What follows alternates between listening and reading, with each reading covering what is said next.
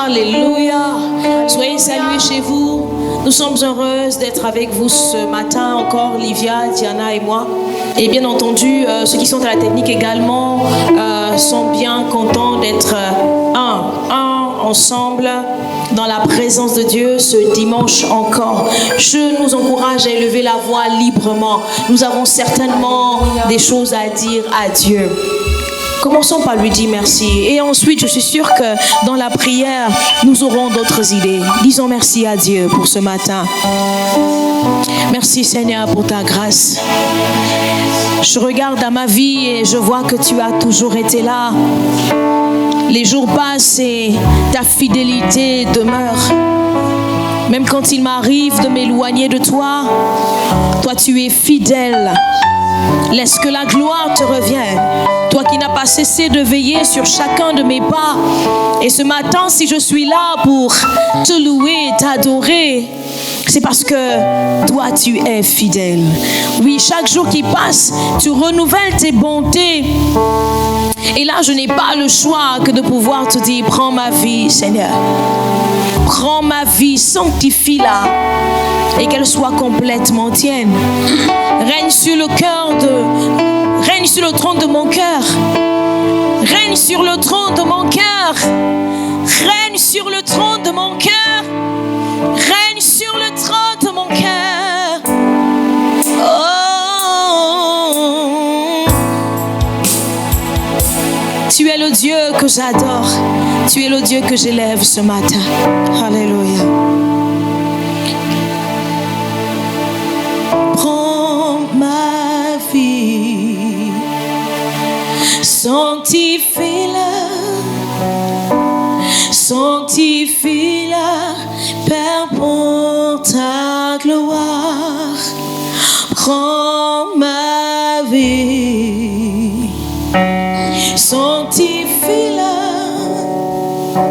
sanctifie-la, Père, pour ta gloire. Prends mes pensées, sanctifie-les, sanctifie-les, Père, pour ta gloire. Prends mes pensées, sanctifie-les, sanctifie-les, Père, pour ta gloire. C'est ma prière qui s'élève ce matin vers toi. Je ne veux pas me laisser distraire par les épreuves, par des situations qui me montrent que la vie n'est pas celle que j'attends. Mais je veux dire tous mes regards complètement sur toi. Complètement sur toi, Seigneur. Complètement sur toi. Tourne mes regards sur toi. Tourne mes regards sur toi. Que je ne vois que toi. Que je ne vois que toi. Que je ne vois que toi. Que je ne vois que toi.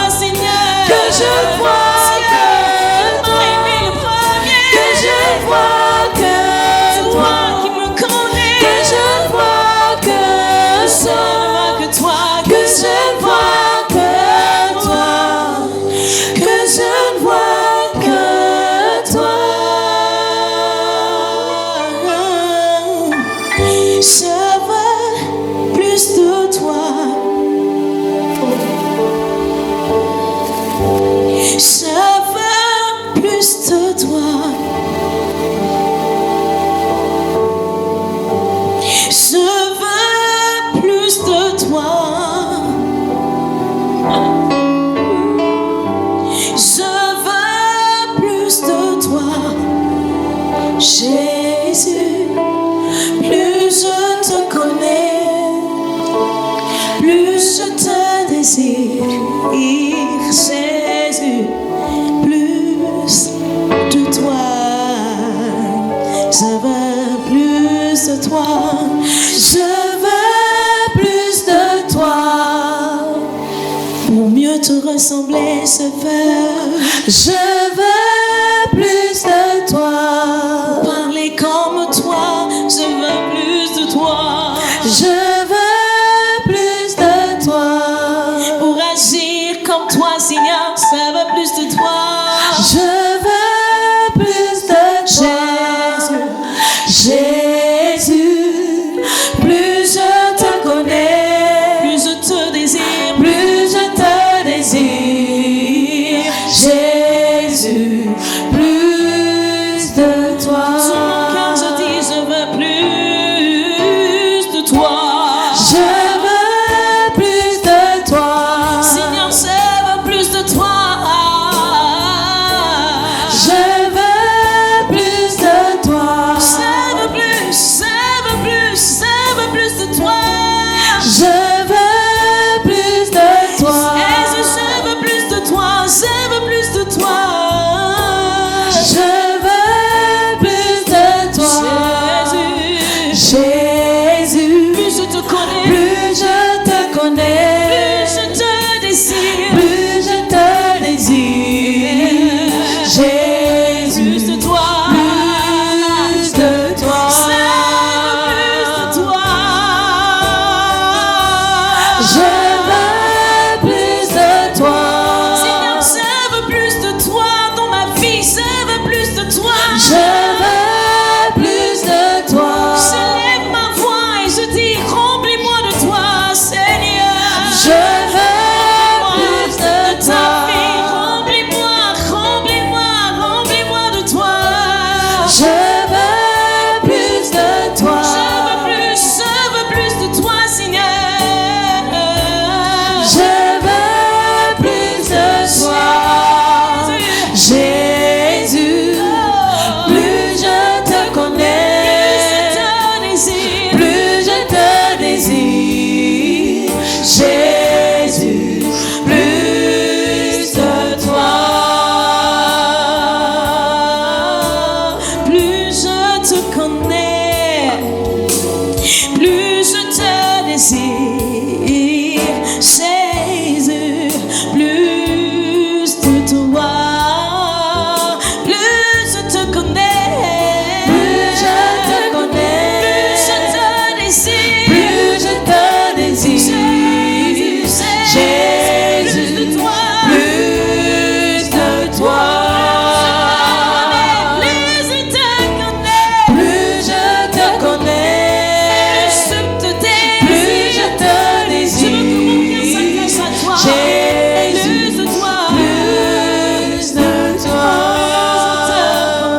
Plus je te connais, plus je te connais, plus je te désire.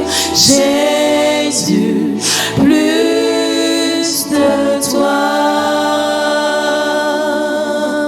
Ton amer regard sur toi. Ton amer regard sur toi. Que je ne vois que toi. Que je ne vois que toi. Que je ne vois que toi. Que je ne vois que toi. Alléluia, alléluia. Oui, nous pouvons encore élever une prière vers Dieu. Merci Seigneur. Parce que tu nous rapproches de toi. Tu nous remplis de toi. C'est la raison pour laquelle ce matin nous voulons encore disposer nos cœurs pour entendre ce que tu as à nous dire. Nous croyons que par ta parole, tu vas nous semblable à toi. Nous croyons que par ta parole, tu vas encore nous remplir de ta vie, la vie Zoé qui nous rapproche de toi. Nous voulons devenir chaque jour un peu plus semblable à toi. Que la gloire te revienne. Au nom de Jésus. Amen. Amen. Alléluia. Amen.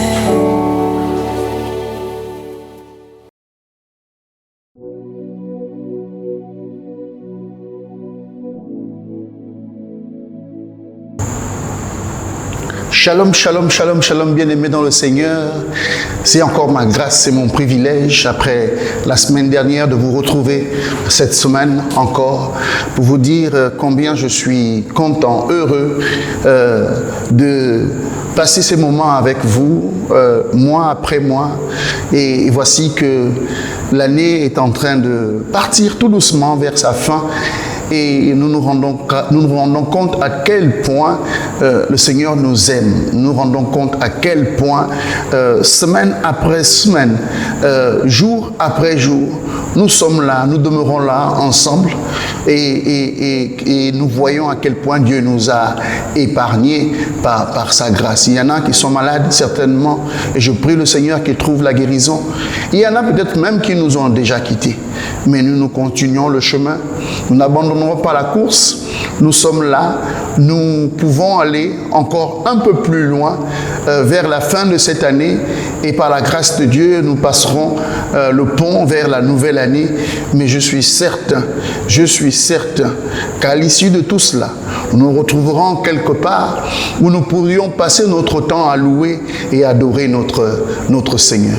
Avant de rentrer dans le thème de mon message de ce jour, je voudrais vous inviter chez vous, chacun d'entre nous, à nous recueillir un instant, aller au-delà de nous-mêmes et confier ces moments au Seigneur. Éternel, mon Dieu, mon roi, Seigneur, nous te rendons grâce. Nous te disons encore merci. Merci Seigneur pour cette journée. Merci pour ta grâce et ton amour. Merci pour la paix. Merci pour la bienveillance. Merci ô Dieu Tout-Puissant pour ce dimanche nouveau où tu viens faire quelque chose de particulier avec quelqu'un de particulier que tu as choisi. Avec une pierre que tu as choisie. Ô Dieu Tout-Puissant, nous te rendons grâce et nous te disons merci au travers de ces temps et ces moments. Que ton nom seul soit glorifié au travers de ce message. C'est dans le nom de Jésus que nous avons prié. Amen. Amen. Amen. Bien-aimés, nous sommes donc ce dimanche encore ensemble à la suite et la fin de mon message de la semaine dernière. Vous savez et souvenez-vous, nous avions parlé de 3 pierres. Des 3 pierres. Nous avions lancé une pierre la semaine dernière. Enfin, nous l'avons lancée et nous l'avons évoquée. Parce qu'il s'agissait pour chacun d'entre nous de faire un choix sur ces 3 pierres. Il fallait effectivement, après avoir expliqué chacune de ces pierres, faire un choix. Laquelle des pierres lancerons-nous pour les générations futures? Laquelle des pierres lancerons-nous pour notre destinée? Laquelle des pierres lancerons-nous pour que chacun d'entre nous puisse atteindre les objectifs qu'il s'est assignés tout au long de cette année 2023, ou peut-être les objectifs qui sont déjà fixés et assignés pour l'année 2024. Laquelle des pierres lanceras-tu? Nous avons vu la semaine dernière la première pierre. La première pierre, il s'agissait effectivement de Pierre. Pierre, dans le livre de Matthieu, au chapitre 16, il est dit, Jésus arriva dans le territoire de Césarée de Philippe. Il demanda à ses disciples, qui suis-je? D'après les hommes, moi, le Fils de l'homme. Ils répondirent, les uns disent que tu es Jean-Baptiste, les autres Élie, les autres Jérémie ou l'un des prophètes. Et d'après vous, qui suis-je? Leur dit-il. Simon-Pierre répondit, tu es le Messie, le Fils du Dieu vivant. Jésus reprit la parole et lui dit, tu es heureux, Simon, fils de Jonas, car ce n'est pas une pensée humaine qui t'a révélé cela, mais c'est mon Père céleste. Et moi, je te dis que tu es Pierre et que sur ce rocher, je construirai mon église et les portes du séjour des morts ne l'emporteront pas sur elle. Je te donnerai les clés du royaume des cieux. Ce que tu lieras sur la terre aura été lié dans le ciel, et ce que tu délieras sur la terre aura été délié au ciel. Alors il ordonna aux disciples de dire à personne qu'il était le Messie.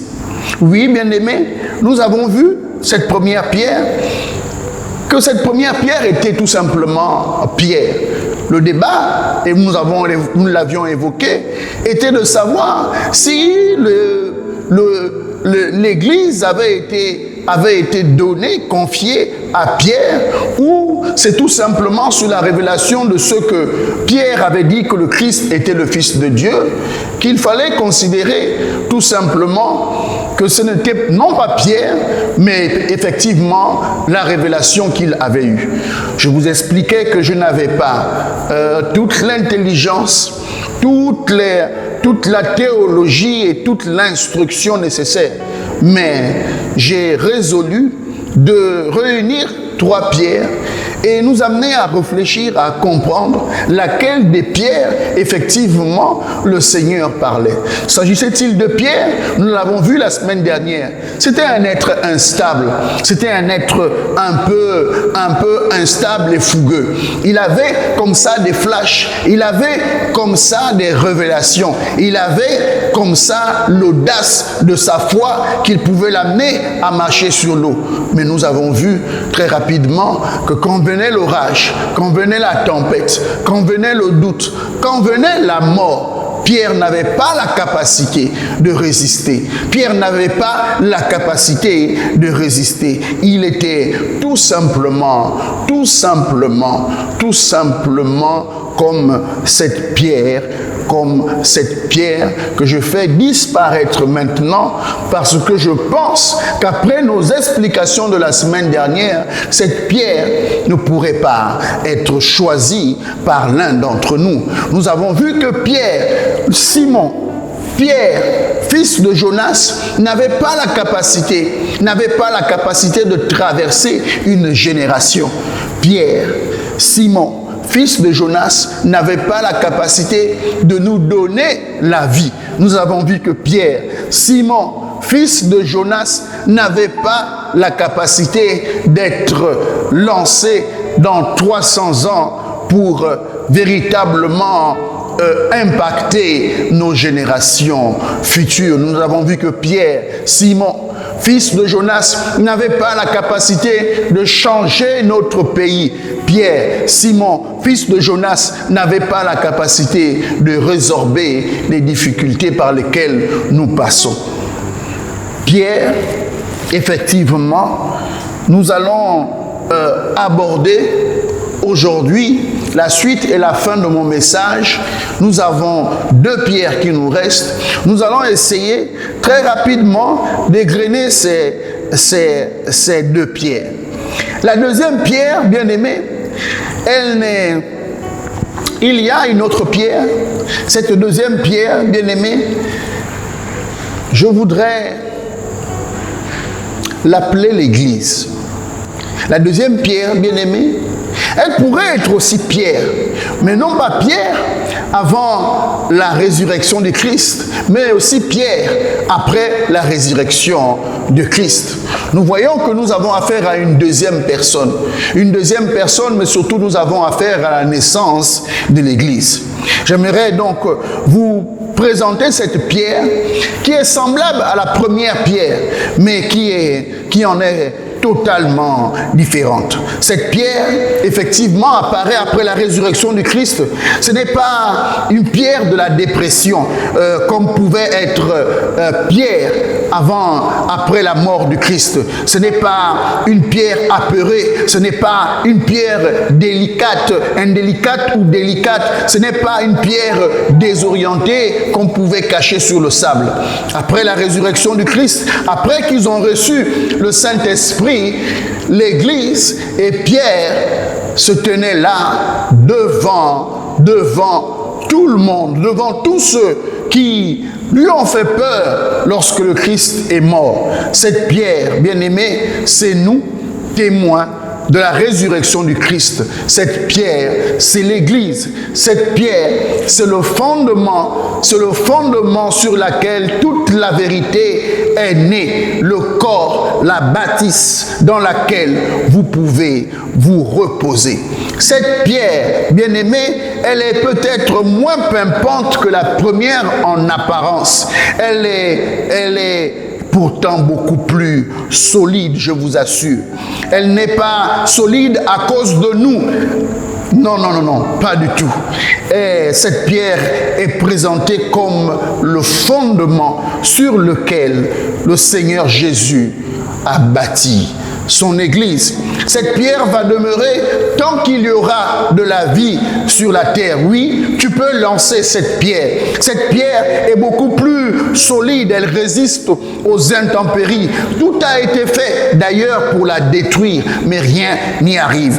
Toutes les attaques contre l'Église pour l'empêcher de croître, toutes les attaques, d'ailleurs, il ne passe pas une semaine sans qu'un fait divers ne vienne émailler notre société au sujet d'un homme de Dieu, un prêtre, un pasteur, une église qui ne soit jeté au pilori par des fautes, pour des fautes qui ont été commises.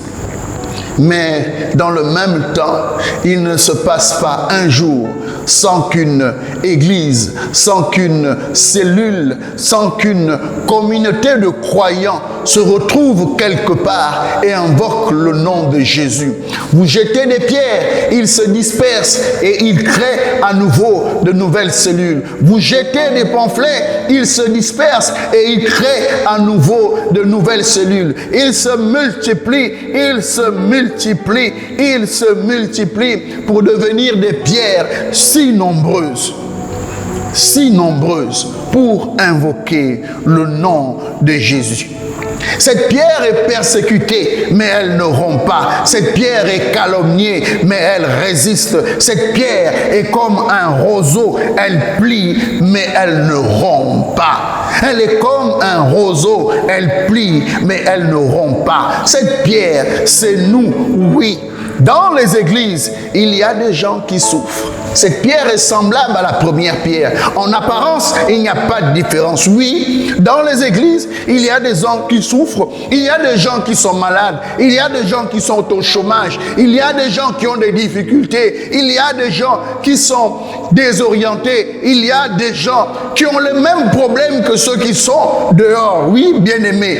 Mais ces pierres louent. Ces pierres adorent. Ces pierres, oh, expérimentent la grâce et la miséricorde de Christ. Ces pierres expérimentent le miracle de Christ. Oui, il y a des femmes stériles, mais elles louent le Seigneur. Il y a des femmes qui décident d'adorer. Il y a des femmes qui décident d'adorer le Seigneur. Cette pierre est beaucoup plus costaude que ce que l'on peut croire. Elle résiste aux intempéries. Voyez-vous, dans le livre de Luc 19, au chapitre 19, au verset 36, il est dit « À mesure qu'il avançait, les gens étendaient leurs vêtements sur le chemin. Déjà, il approchait de Jérusalem vers la descente du mont des Oliviers.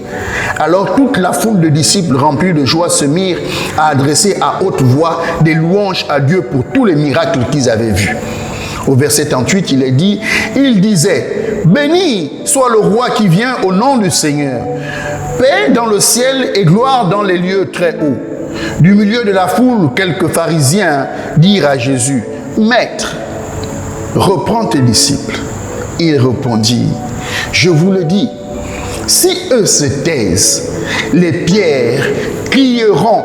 Alléluia, bien-aimés, si les disciples sont morts, si Pierre est mort, nous sommes là et nous crions à l'Éternel. Mais pourquoi vous priez? pourquoi vous criez tant dans vos églises? Pourquoi vous criez tant dans vos églises? Mais ça avait déjà été annoncé que si les disciples venaient à mourir, nous, les pierres, nous crierons. Oui, nous, les pierres, nous crierons. Et c'est ce qui se passe aujourd'hui. Ces pierres, c'est nous. Les disciples sont morts et c'est nous qui crions encore aujourd'hui. De même, alors qu'il était en débat avec les pharisiens dans le livre de Matthieu au chapitre 3, au verset 9, il est dit « Et ne vous avisez pas de dire en vous-même, nous avons Abraham pour ancêtre. En effet, je vous déclare que de ces pierres, je vous déclare que de ces pierres, Dieu peut faire naître des descendants d'Abraham. » Alléluia! Alléluia! Oui, bien-aimé, je suis un descendant d'Abraham. Je goûte à une prospérité que je n'ai pas héritée. Vous me demandez d'où vient mon argent, vous me demandez d'où vient la multitude de mes enfants, vous me demandez d'où vient la grâce qui demeure sur ma vie. Elle ne vient pas de mon père, elle vient d'un ancêtre qui a jeté une pierre, et c'est cette pierre que je suis parce que je suis rattaché à Abraham par la foi. Je suis un descendant d'Abraham, une pierre qu'il a lancée alors qu'il est sorti de sa tente, qu'il a regardé, qu'il a compté les étoiles, il a regardé, il a compté les sables fins sur la terre, et il a jeté une pierre en disant: voici que j'envoie dans 1000 années, 2000 années en avant, Loïc que je suis. Béni soit l'Éternel, nous ne sommes pas par nous-mêmes, nous avons juste cru, nous sommes devenus des descendants d'Abraham par la grâce du Seigneur.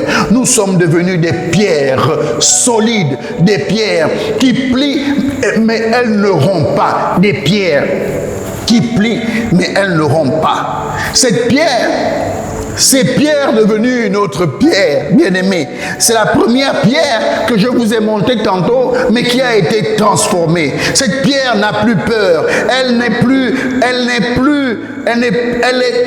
plus inspirée par le Saint-Esprit. Elle est imbibée du Saint-Esprit au point qu'on l'a assimilée à quelqu'un qui avait bu du vin. Oui, bien-aimé. Cette pierre a le Saint-Esprit en elle. Elle ressemble à la première pierre en apparence seulement, mais elle parle une autre langue.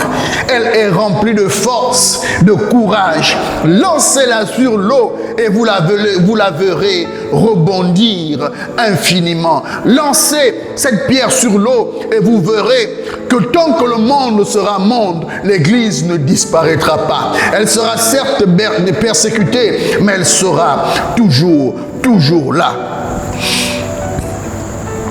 Cette pierre a l'avantage d'être façonnée. Ça a été de l'argile au départ, mais entre les mains du potier, elle est devenue une pierre précieuse. Elle est devenue une pierre précieuse. Cela avait été annoncé dans le livre de 1 Roi au chapitre 7. Au verset 9, il est dit que lorsque Salomon construisait son temple, la Bible dit que pour toutes ces constructions, on employait de magnifiques pierres taillées sur mesure, sciées avec la scie sur leur face intérieure et extérieure. On employa ces pierres depuis les fondations jusqu'aux corniches et à l'extérieur jusqu'à la grande cour. Les fondations étaient en pierre magnifique et de grande dimension, en pierre de 5 et de 4 mètres. Au-dessus, il y avait encore de magnifiques pierres taillées sur mesure et du cèdre. Tout autour de la cour, il y avait 3 rangées de pierres taillées et une rangée de poutres de cèdre, comme pour le parvis intérieur et le portique de la maison de l'Éternel. Oui, bien-aimés, nous sommes là, des pierres vivantes, pour raconter les merveilles de l'Éternel. Mais voyez-vous, bien-aimés, si j'avais à choisir une pierre, si j'avais à choisir cette pierre, si j'avais à choisir une pierre, je ne prendrais même pas l'église. Je ne prendrais ni Pierre, ni cette pierre qui symbolise l'église. Je la fais disparaître parce que il y a une pierre qui n'a rien pour frapper au regard. Il y a une pierre que je voudrais t'inviter maintenant à choisir. Il y a une pierre qui demeure d'éternité en éternité. Il y a une pierre qui est solide. Il y a une pierre indestructible dans le temps, sur la terre et dans les cieux. Il y a une pierre qui était là depuis le commencement et qui demeure pour toujours. Je voudrais, alors que tu as ton livre ouvert, t'inviter dans le livre de Psaume, au chapitre 117, le psaume 117, il est dit, rendez grâce au Seigneur, il est bon, éternel est son amour, qu'ils le disent ceux qui craignent le Seigneur, éternel est son amour. Mieux vaut s'appuyer sur le Seigneur que de compter sur les hommes. Mieux vaut s'appuyer sur le Seigneur que de compter sur les puissants. La pierre qu'ont rejeté les bâtisseurs est devenue la pierre d'angle. C'est là l'œuvre du Seigneur, la merveille devant nos yeux. Tu es mon Dieu. Tu es mon Dieu, je te rends grâce. Mon Dieu, je t'exalte. Rendrez grâce au Seigneur. Il est bon, éternel est son amour. Oui, bien-aimé, voici la pierre qu'ont rejeté les bâtisseurs. Elle est devenue la pierre d'angle. C'est là l'œuvre du Seigneur, la merveille devant nos yeux. Oui, je voudrais t'inviter à choisir la pierre d'angle. Tu peux bâtir tout ce que tu veux. Tu peux avoir ta maison, tu peux avoir tes voitures, tu peux avoir tout l'argent du monde. Tu peux bâtir plein de choses. Oui, bien-aimé, tu peux vivre dans la prospérité. Tu peux avoir une belle instruction. Tu peux avoir de très grandes connaissances. Tu peux avoir tout ce que tu veux. Si cette pierre n'est pas à l'angle, ton édifice s'effondrera. Ton édifice s'effondrera et tes petits-enfants et les petits des petits de tes petits-enfants ne verront jamais ce que tu as bâti de tes mains. Parce qu'il manquait dans ta construction la pierre d'angle. Oui, bien-aimé, de même le prophète d'Ésaïe parlait déjà et nous proposait de bâtir nos vies sur cette pierre. Au chapitre 28 d'Ésaïe, il est dit ainsi, a parlé le Seigneur Dieu, moi, dans Sion, je pose une pierre à toute épreuve, une pierre à toute épreuve, choisie pour être une pierre d'angle, une véritable pierre de fondement. Celui qui lui fait confiance ne sera pas impatient. Je parle à quelqu'un aujourd'hui, fais confiance au Seigneur, tu ne seras pas impatient. Fais confiance au Seigneur, tu ne seras pas impatient. C'est une pierre à toute épreuve, choisie comme une pierre d'angle, une véritable pierre de fondement.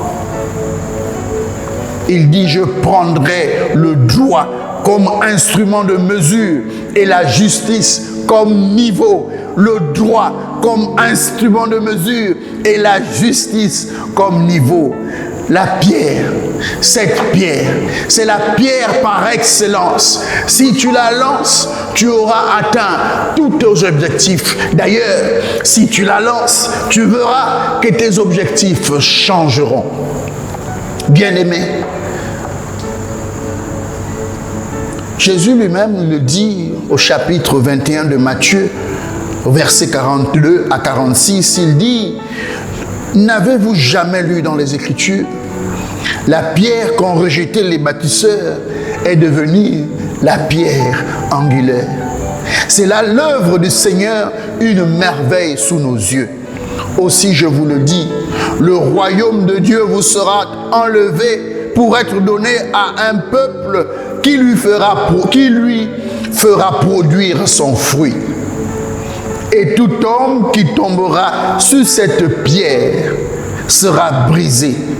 Celui sur qui elle tombera, elle le pulvérisera. Oui, bien-aimés, cette parole est pleine de puissance. Aussi, je vous le dis, le royaume de Dieu vous sera enlevé pour être donné à un peuple qui lui fera produire son fruit. Oh, le Seigneur s'adresse à Israël et il lui dit, voici un autre peuple bénéficiera de cette pierre. Mais qui peut me briser? Qui peut me briser alors que j'ai accepté cette pierre? Qui peut me briser? Et celui qui tombe sur moi, il sera pulvérisé. Parce que j'ai le Christ qui vit en moi, le Fils du Dieu vivant, la pierre d'angle, la pierre angulaire, la pierre, le fondement qui a été choisi par le Seigneur. Cette pierre est ultra résistante. Je répète, vous n'avez rien à craindre. Vous n'avez rien à craindre. Aucun nom, aucune situation ne peut résister à cette pierre. Lance-la, bien-aimé. Lance-la. C'est de cette pierre que Pierre, après la résurrection du Christ, pouvait s'adresser aux chefs du peuple et aux anciens en disant dans le livre des Actes des Apôtres au chapitre 4, nous sommes interrogés aujourd'hui pour avoir fait du bien à un infirme. Et l'on nous demande comment cet homme a été sauvé. Sachez-le donc, vous tous ainsi que tout le peuple d'Israël, c'est grâce au nom de Jésus, le Nazaréen, crucifié par vous, ressuscité par Dieu. C'est grâce à lui que cet homme se trouve là devant vous, guéri. C'est Jésus. Il est la pierre que vous aviez rejetée. Vous les bâtisseurs, il est devenu la pierre d'angle. En dehors de lui, il n'y a pas de salut. Et son nom donné aux hommes est le seul qui puisse nous sauver. Bien-aimé, c'est la pierre qui sauve. C'est la pierre qui sauve. C'est la pierre qui sauve. C'est la pierre qui sauve. Alors que je vous ai montré la première pierre, qui était Pierre lui-même dans son instabilité. Il y a maintenant que lorsqu'il a reçu Jésus comme son Seigneur et Sauveur, il pouvait se tenir là et dire, et guérir, et parler, et donner ce qu'il a reçu, la pierre d'angle.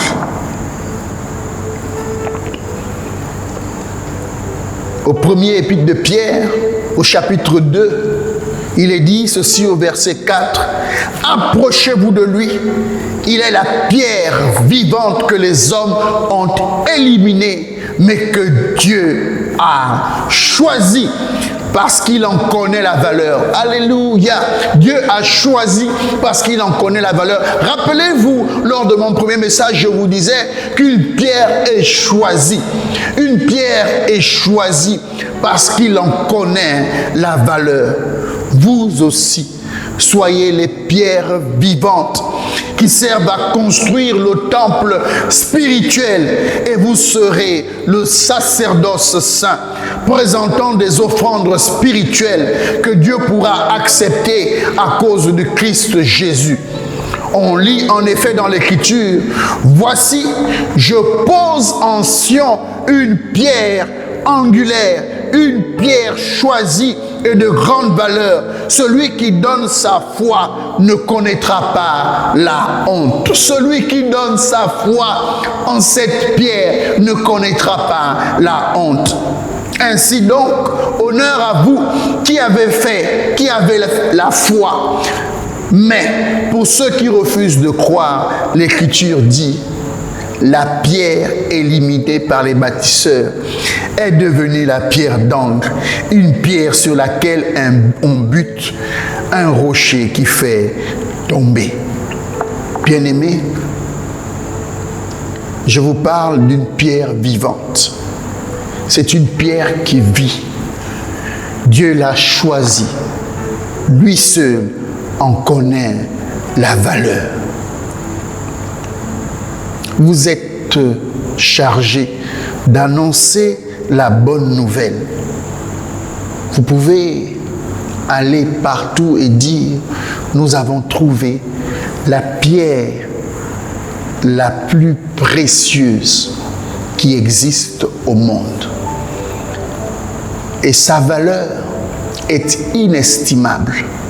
Elle n'a rien pour frapper au regard, mais elle est indestructible.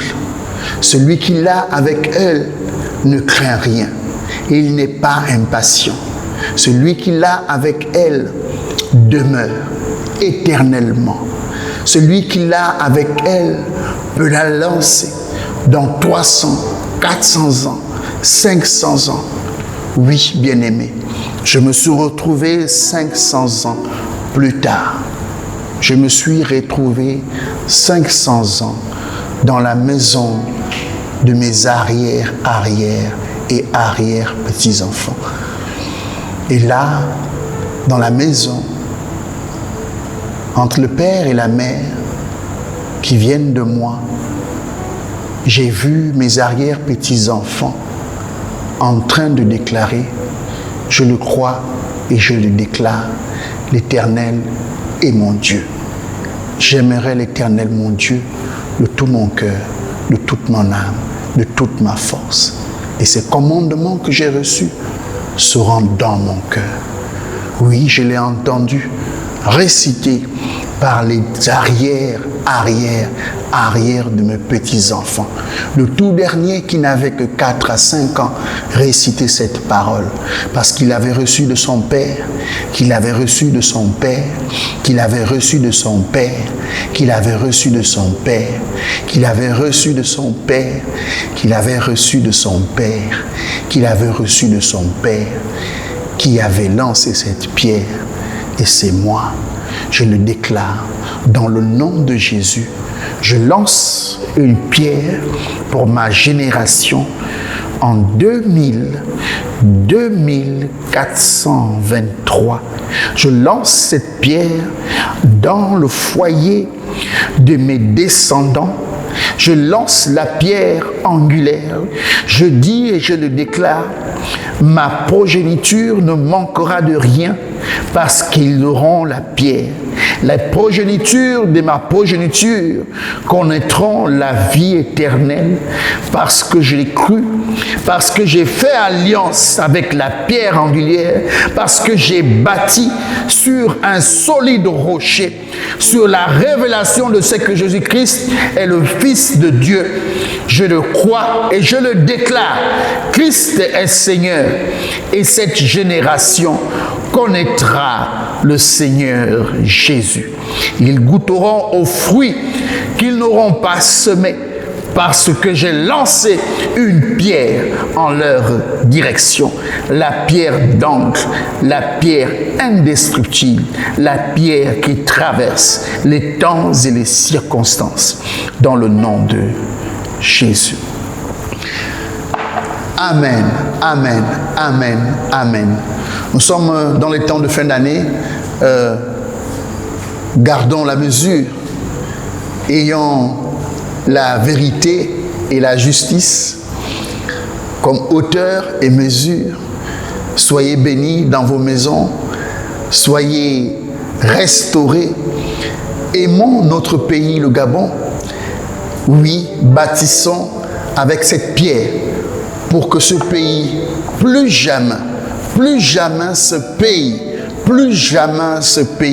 ne vacille parce que les fondements seront bien solides, bâtis sur le roc, le vent pourra souffler, les tempêtes pourront tomber, mais cette pierre résistera. Dans le nom de Jésus. Soyez bénis. Amen.